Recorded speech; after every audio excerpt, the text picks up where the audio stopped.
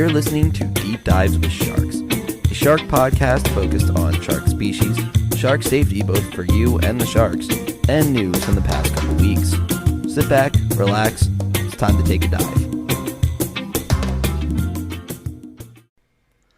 Hello and welcome back to another episode of Deep Dives with Sharks. I am still the host here. My name once again is Alex. I'm going to try to stop making jokes about how I haven't kicked myself out yet. I probably still won't. I'll probably do it again. But, sorry for being late once again. I was supposed to record this on Tuesday, and I was going to do it yesterday. But I am currently in the process of switching jobs. So my coworkers wanted to go out for some drinks yesterday, and ended up losing track of time. But, here I am, a day later. But I don't actually have a lot of fluff or filler to throw in for the intro this time.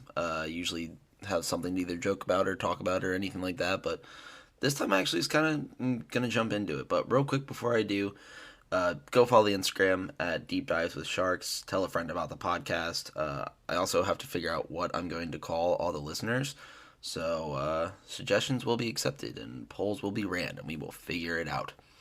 But without any further ado, for this week we are going to be talking about the bull shark. Now this is one I just kind of thought I'd do. I actually didn't get a suggestion for this one. I was been trying to figure out if I want to do more obscure sharks, but I'm kind of running a little test on my own here. So we're going to do the bull shark real quick, and they are fairly common sharks. A lot of people do know about these, or at least have heard about these in the past. But they're going to be very commonly found around the world. Found around the coast of the United States, the Caribbean, Gulf of Mexico, northern parts of South America, eastern parts of Africa, and then around Australia, New Zealand, and also in the Amazon River. They grow to be between 7 to 11.5 feet in length, or about 2.25 to 3.5 meters long. And bull sharks typically weigh about 130 kilograms or 290 pounds. But larger specimens have been reaching up to 450 kilograms or about 990 pounds, which is pretty massive, especially for a bull shark, and that range goes all across, so it could be anywhere in there. They go by a couple names, including the bull shark or Zambezi shark in certain African countries. And the very interesting thing about the bull shark, they have the ability to go from saltwater to freshwater, but they usually do have to return to saltwater for a couple reasons. But bull sharks have been found in the Amazon River, as mentioned earlier, as well as the Mississippi River and Delaware River, just to name a few. Now, one bull shark was also found in Illinois, which, for those of you that know the geography of the United States, is very far north. So it was actually about 111 kilometers. 111? What am I talking about? 1,100, sorry, 1,100 to be exact. I don't know how I just messed my numbers up like that. But 1,100 kilometers from the ocean, or about 700 miles away, which is insane. But they do have specialized organs that help to regulate the salinity of their blood. Typically, the salinity levels are going to be equivalent to the water around them. But when you're a saltwater animal, you usually need to have salt water near you, clearly to get salt inside your body. The bull shark, though, just don't care. It said, screw all that. And instead, I'm going to have different organs that are going to make sure I don't have to have salt water all around me. And those organs are going to be the liver, kidneys, gills, and their rectal glands, which just is kind of funny to hear. But in this, they all do different things. So typically when you go from a salt to a freshwater, more water goes over your gills. I like how I say this as if I'm talking to a shark. So when a shark goes from salt water to freshwater, usually it's going to have more water that goes over its gills. This is going to make sure that it kind of dilutes all the salt that's in its body, which then causes it to not be able to survive. Same way that if a human's salinity levels get too high, if a shark's salinity levels get too low, it's equally as bad. But what will happen is their gills will first filter out, or I guess stop all that filtering from that water going across. So they can still breathe in that water, of course, and be fine, but their salt levels aren't going to drop rapidly. They also then have their rectal glands, which is, once again, funny that this plays a part, but it helps to make sure they don't secrete as much salt as they would previously. Also make sure that they're not going to be sitting there and just losing salt constantly, especially when they're going to need that to survive. Same thing goes for their liver and kidneys. It's going to help to not dilute as much salt in their body as well, making sure that it doesn't use that somewhere else or put the energy that they use, or I guess digest, process too much salt. I'm trying to think of the right word here. It's 12:08 or 12:48 in the morning. Dear God. Anyway, but with this, a bull shark could actually live its entire life in fresh water, but their prey and reproductive habits both reside in saltwater environments, making it difficult for a bull shark to be outside of saltwater for more than 4 years. A few had gotten to the 4 year mark and then had died shortly after, so right about there is usually the mark where a bull shark will have to go back before either they don't reproduce or their food source just isn't as high as it needs to be. Now, these sharks are also described as being stout and large, but some descriptions also describe them as being thick, so it's up to you how many C's you'd like to put at the end of that. I'm conservatively going to go with only 2 C's. But the shark appears to have a smaller head compared to other sharks, and that also is partially because of the placement of their dorsal fin, which compared to other sharks seems to be a little set more towards the middle of their back rather than up about above like the midway point. Now, this also makes it so that way their second dorsal fin is much smaller and much placed further back. So, kind of makes them look a little bit odd compared to other sharks. Now, the reason why they get called a bull shark is because they typically get that wide body, which is why they're described as stout or thick in that sense, because they are a wider shark. But this one also is going to eat a lot of different types of prey, including bony fish, other small sharks, including bull sharks themselves, also birds, dolphins, and some mammals, including antelope, cattle, tree sloths, dogs, and rats, as well as turtles and the occasional Whopper or Big Mac if it is a cheat day. The last two are absolutely made up, but everything else very much on par, which is kind of insane. Now, I did know that I've heard about different sharks that eat like moose and anything like that, especially up in Canada. Moose are known to go into the waters, and if there's a shark in the area, they will eat a moose. So, kind of crazy in that regard, too. I believe there's another shark I'm going to talk a little bit about later. I believe they're another species of shark that's eaten moose in the past, but it's kind of crazy the fact that bull sharks have eaten dogs, but I assume if there's any sharks in the water or any animals in the water, they'll eat them. So birds are included too.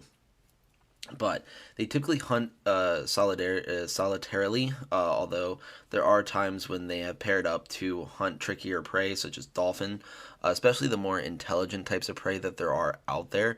They'll tend to usually try to team up to make sure that there is less of a chance that it will get away easier. Kind of the same way that humans can do this in like hunting for deer or anything like that. They'll like usually not all post up on the same tree. Now, also I say that not really knowing too much about hunting, but that works. I've fished before. I don't really hunt. I've actually never hunted, to be fair. But they're also opportunistic hunters. They'll strike quickly, and when food is scarce, they will slow down their digestive system, so that way they won't lose energy that easily. So that way they won't be just starving themselves to death. They also are going to save that energy by moving along with the tide. So they literally go with the flow. They're going to move with the movement of the water, so following tides in and back out, any way like that. So that way they're going to move in and not have to fight against the current that may be usually pushing against them, especially when you're a wider shark. Use that to your advantage. Like, once again, I keep saying you as if I'm talking to a shark.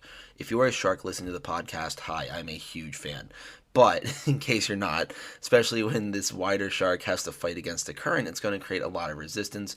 So, same way that if you're a kite and flying through the wind, you hit the wide part, goes up in the air. But if you hit the narrow part, it doesn't. So we're going to try to make sure that they go along with the flow.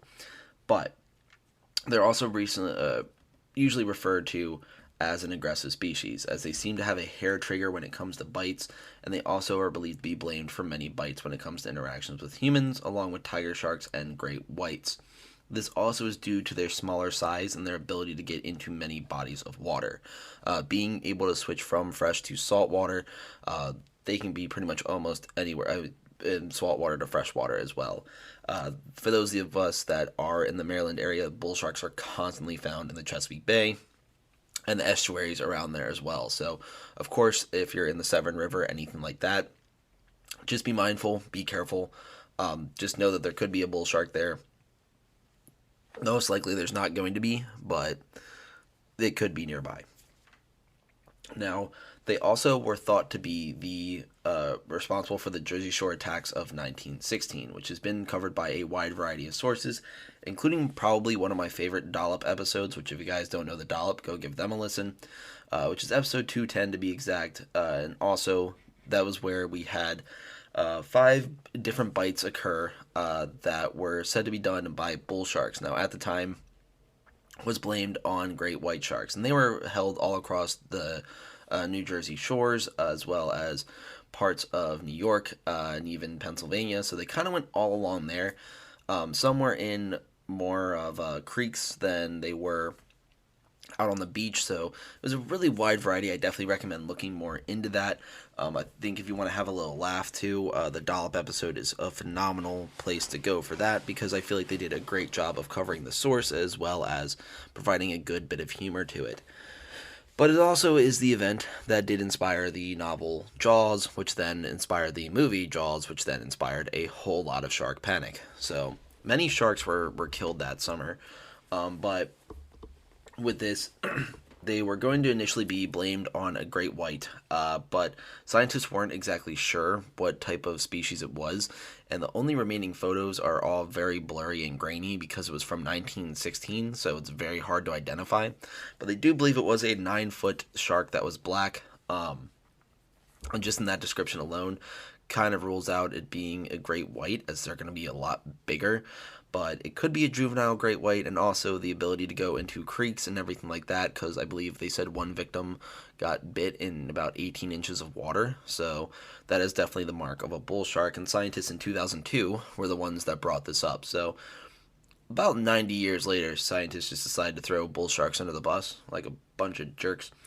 But with this, it's pretty much going to be a really neat one to look at. I mean, I think the whole event kind of sounds like a bunch of bull, if you ask me. That's a terrible joke. I should probably edit that out. Didn't keep it. But, yeah. So it's pretty interesting. Bull sharks are probably really cool. One of the few sharks that I actually haven't seen in real life outside of, like, Shark Week or anything like that. But I also didn't see them in captivity really at all, but I'm not entirely positive if they are or not. So that's really all I have for the bull shark. Of course, if you guys have any questions or anything like that, any recommendations, any comments, concerns, feel free to send it over to the Instagram at Deep Dives with Sharks. I am more than happy to hear it and send it out that way. But we will go on to the next segment. So I did take a short break there because I did want to check and see if there were actually any bull sharks in captivity, as my ADHD kicked in and my brain was just immediately hyper-focused on that. And the previous comment I made about 10 seconds ago for you guys is that I don't think there's any in captivity, and that is completely wrong. There's actually a whole lot in captivity. I believe it was the Oklahoma Aquarium, as well as a few in Australia, Japan, and then the Aquarium of the Pacific apparently had them in the past as well. So evidently the bull shark is a shark that you can find in a lot of aquariums. Now, none of the ones that I've been to, so need to put some of those on my bucket list, as I will get out there and hopefully, if my girlfriend's listening, can we go to an aquarium that has bull sharks in it? Okay, thanks, love you. But anyway, going on to the shark safety portion of the podcast once again. This week we're going a little bit different as well. Now, this one did once again come from Michaela. Phenomenal suggestions and questions that she's been throwing at the podcast, which once again, quick shameless plug. Deep Dives with Sharks, best way to do that. I'll probably reply to that. Much better than if you're just screaming at your car. Doesn't really help. But the question that she had, or the suggestion she had, is talking about animals that are frequently confused with sharks, or kind of vice versa, sharks that are confused for other animals. And there are quite a few that go back and forth. So on this, there are many types of animals that either evolutionary descendants of sharks or may just look very similar to that species but aren't. Now, one of the big cases of this is the instance of sharks and rays.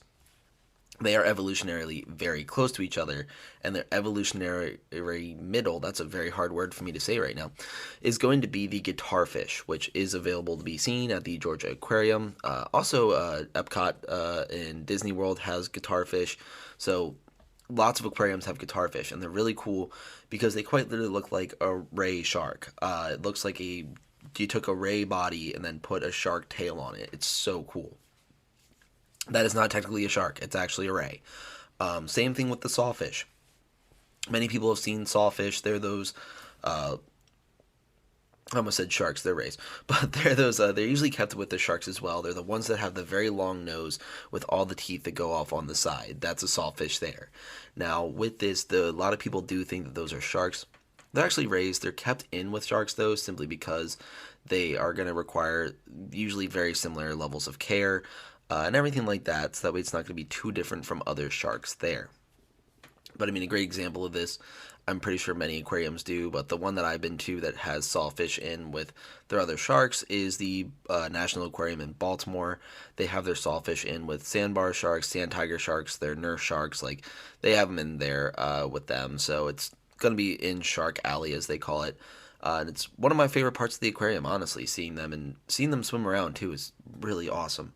But another one that is very frequently mixed up with sharks, and with this, it should be treated equally as hesitant with them too. You don't just want to go up and be like, "Oh, it's a ray, I'll be fine," because they can still impale you and mess you up something good.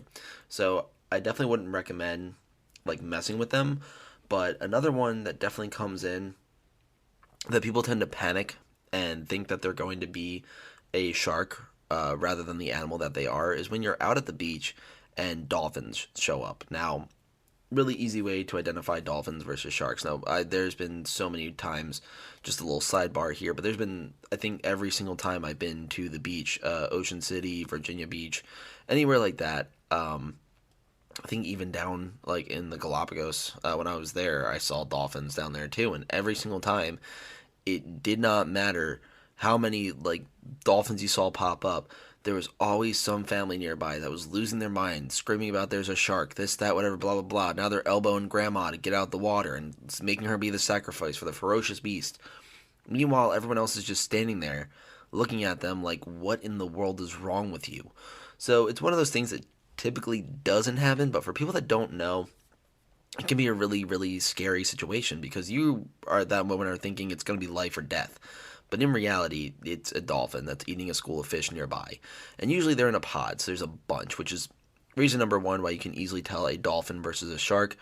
Most sharks are going to be solitary. There's not too many that are going to school up, or if they do, there's going to be a lot of them, and you're going to see them coming for a little while. But the dolphins usually are going to come up, you're going to see their dorsal fin break the water, and it's just going to go right back down. You're not going to see the second one come up. You might see them even jump out of the water. They're very acrobatic animals, especially when it comes to trying to stir up a school of fish. So anywhere like that, they tend to be very acrobatic in that way. So it should be very easy to see, very easy to identify, and especially when it comes to the way the anatomy of a dolphin and a shark are. Mostly the way you can tell is how many fins you see when they do breach. Now, if a shark is close enough to the surface to have a fin breach, it's going to have a second one. And that simply is because of, once again, its anatomy. Dolphins' flukes, which are their tail fins, are going to be sideways. So they're going to be more left to right of the dolphin rather than top bottom like a shark would. So when they come up to the surface to get a breath of air, you only see that first dorsal fin. But when a shark's up at the surface, it's usually not there for air, and it's going to have both of its tail fin and its dorsal fin hanging out of the water. That, or you'll be able to see its head if it's more diagonal. So you'll be able to identify, oh, that's not a dolphin because that thing has sharp teeth and looks like it's eating something. So you usually can tell a dolphin from a shark very easily that way. But with this as well, you also get the little fish at Petco and PetSmart that are called sharks. They're actually not sharks. I forget what they actually are, but they're not sharks. You couldn't actually buy a shark like that. And that also leads me to another point. Don't buy a shark as a pet. It's not a good idea. I don't think that many people will be able to provide the proper care required for that shark, and that is just a bad deal. So I say it's a bad idea to own a shark. Anyway, but going in the opposite thought, there are many sharks that are going to be thought to be whales or dolphins or be completely harmless, and they're very much not.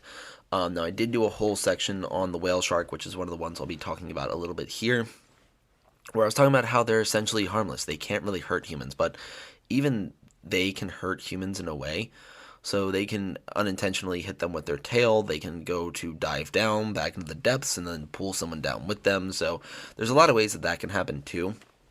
But even back in July, when I'd come back from snorkeling with whale sharks, my coworker immediately asked when I was showing him the video, well, how long can they stay down there? And I was like, forever? Like, what do you mean? And he was like, well, no, like, don't they need air? And I was absolutely confused. And he was like, I thought that it was a whale that just had like aggressive behaviors like a shark. And I'm like, have you not been paying attention to any of the shark facts I put on the whiteboard? Like, are you joking?